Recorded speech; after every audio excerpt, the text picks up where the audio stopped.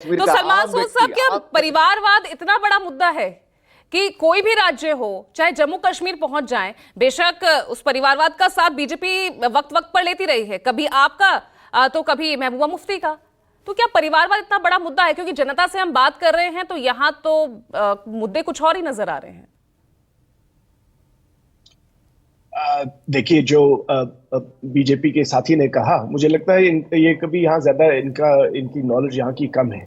और मैंने ये आमतौर बीजेपी वालों का देखा, जितने स्पोक्स पर्सन मैंने उनके देखे, अमित शाह भी आए, मोदी जी भी आए, इनकी नॉलेज एक हिसाब से प्रोपेगेंडा से बनी हुई है। अभी आपने अपने ही शो पे देखा लोग क्या क्या बात कर रहे थे, तो मैं आपको थोड़ा सा बता दूं। बीजेपी वाले जब आते हैं, ये दो तीन बातें करते हैं। एक कहते हैं हमने टेररिज्म खत्म कर दिया, है ना। टेररिज्म कहते हैं, आपने भी सुना होगा, टेररिज्म खत्म हो गया, कुछ नहीं है। आपको हैरानी होगी कि पिछले 5 साल में 2019, 20, 21, 22, 23, 5 साल, इसमें जितने लोग मरे हैं और इसमें जितने सिक्योरिटी पर्सनल मरे हैं, वो 2011, 12, 13, 14, 15 उन 5 साल के मुकाबले में ये 5 साल ज्यादा है। डिड यू नो दैट कि टेररिज्म 2019 से 23 ज्यादा कंपेयर टू 2011 से 15, ये होम मिनिस्ट्री का डेटा है। ओके, तो इनको जरा बता दीजिए, ये भी बता दीजिए कि पिछले 35 साल में सबसे कम जब टेररिज्म इंसिडेंट हुए और सबसे कम लोग जब मरे, जब सबसे कम सिक्योरिटी पर्सनल शहीद हुए, वो 2012 में थे। ठीक है, so please get the fact straight and then people should come and debate me. दूसरी बात, अभी उंगली नीचे रखिए, अभी तो मेरी बात है। दूसरी बात, ये कहते हैं हमने बहुत विकास किया, लोग बड़े खुश हैं।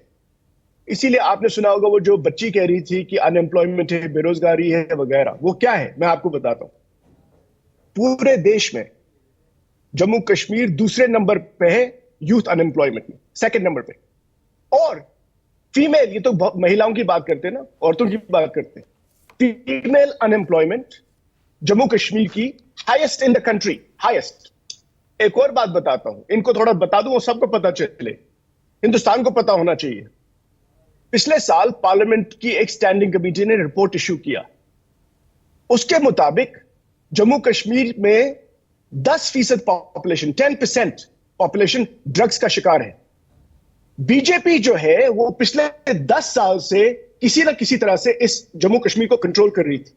पिछले 6 साल से विदाउट कोई, इसमें तो कोई डबल इंजन कुछ कह ही नहीं सकते, ये तो लेफ्टिनेंट गवर्नर तो इनकी कठपुतली है। तो ये अगर 6 साल में और उससे पहले पूरे 4 साल यानी कि 10 साल में इन्होंने किया क्या है? आप इन्होंने कहा ना इन्वेस्टमेंट, लेकिन सवाल फिर वही उठता है ना, जिस आतंकवाद का और जो तमाम मुद्दे आप उठा रहे हैं, जिनके साथ आप गठबंधन में हैं, वो भी सरकार में रहे ना। तो ये तमाम मुद्दे तो तब भी थे और आज भी हैं, तब भी थे और आज भी हैं। ऐसे नीलोफर मसूद इस बार, लेट मी करेक्ट यू, एक बात, आप कह रही हो ये 10 साल तो नेशनल कॉन्फ्रेंस भी गवर्नमेंट में नहीं थी, कांग्रेस भी गवर्नमेंट में थी। इस बार का जो इलेक्शन है वो इनका होगा, इनकी परफॉर्मेंस का होगा कि आप कहेंगे 10 साल पहले आपने क्या किया।